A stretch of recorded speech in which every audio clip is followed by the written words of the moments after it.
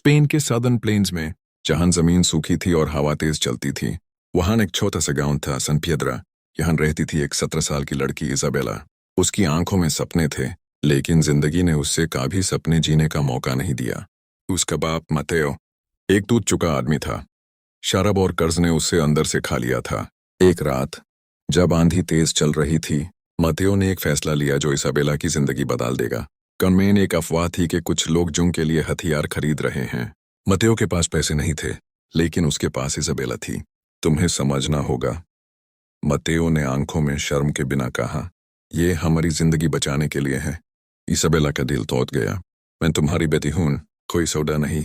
लेकिन अगले ही दिन उससे एक कठोर आदमी के साथ भेज दिया गया, डॉन वार्गस, एक अमीर और बेरहम व्यापारी।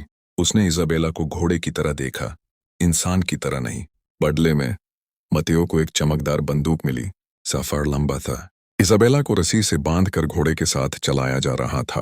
रात को जब सब सो रहे थे, उसकी आंखों से आंसू रुक नहीं रहे थे। उसने खुदा से सिर्फ एक दुआ मांगी, मुझे यहां से निकाल लो। और फिर सुबह होने से पहले कुछ बढ़ला। दूर से घोड़ों की आहट आई। वर्गस के आदमी अलर्ट हो गए। अचानक तेजी से तीर आकर उनके पास जमीन में गिरे। जंगल के किनारे से कुछ लोग निकले, कोमांची वॉरियर्स। उनका लीडर आगे बढ़ा, लंबा, शांत और आंखों में गहरा दर्द। उसका नाम था तकोड़ा।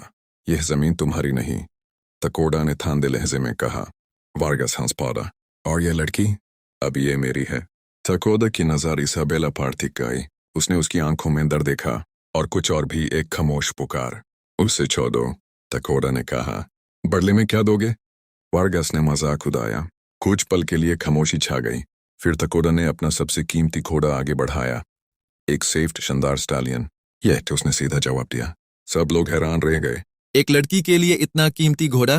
वार्गस ने सोचा, फिर हंस कर बोला, सौदा मंजूर है। इसाबेला को रस्सी से आजाद किया गया। वो गिटे गिटे ज़ाम्बाली। तकोड़ा ने उसे पकड़ लिया। पहली बार किसी ने उसे इंसान की तरह छुआ। उस पल इसाबेला ने महसूस किया, उसकी जिंदगी बदलने वाली है। तकोड़ा ने इसाबेला को अपने कैंप ले गया, घने जंगल के बीच, जहां हवा भी धीरे चलती थी और लोग कम बोलते थे। यहाँ सब कुछ अलग था। कोई चीख नहीं, कोई जोर जबरदस्ती नहीं, सिर्फ खामोशी और इज्जत। शुरू में इसाबेला डरी हुई थी।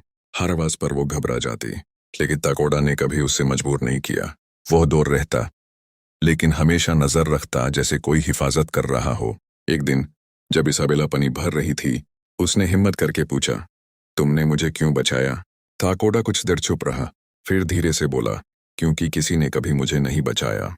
उसके अल्फाज सिंपल थे, लेकिन उनमें गहरा दर्द छुपा था। तीन पीट न ले, इसाबेला ने धीरे धीरे मुस्कुराना सीखा।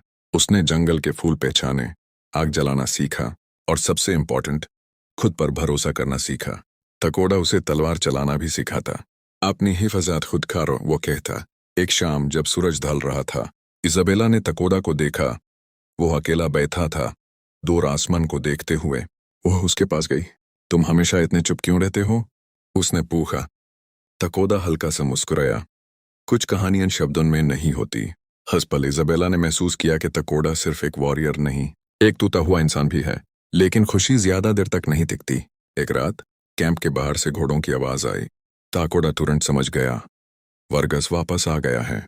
वो तुम्हें लेने आया है, तकोड़ा ने कहा। इसाबेला का चेहरा सेफ्ट पड़ गया। मैं वापस नहीं जाऊंगी। तकोड़ा ने उसकी आंखों में देखा और सिर्फ एक लफ्ज कहा, तो लड़ेंगे। उस रात आग और तलवारों की रोशनी में जंग हुई। तकोड़ा और उसके लोगों ने हिम्मत से लड़ाई की। इसाबेला भी पीछे नहीं हटी। उसने वो सब उसे किया जो उसने सीखा था। आखिर में वर्गस जमीन पर गिरा हुआ था, हारा हुआ।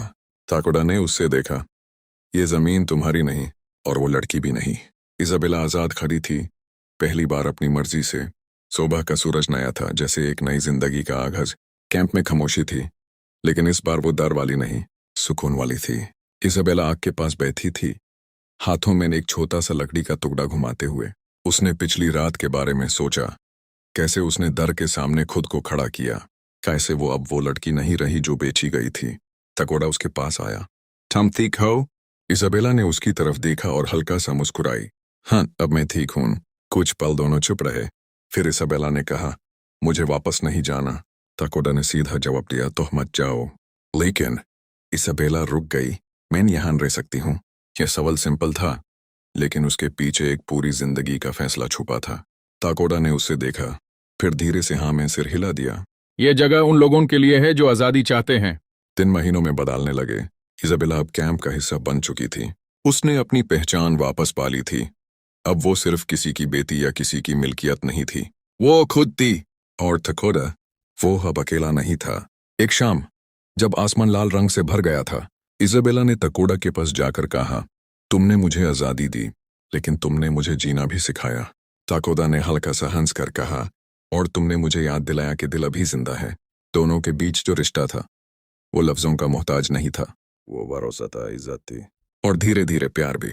कुछ महीने बाद इजाबेला ने अपने पुराने गांव की तरफ देखा दूर से, लेकिन इस बार उसकी आंखों में आंसू नहीं थे। मैं वापस नहीं जाऊंगी, उसने धीरे से कहा। ताकोडा ने उसके कंधे पर हाथ रखा। तुम्हें कभी जरूरत नहीं पड़ेगी। और उस पल हवा हल्की सी चलने लगी, जैसे जिंदगी ने उसे फाइनली अपना लिया हो। इजाबेला, जो कभी एक सौदा थी, अब एक कहानी बन चुकी थी।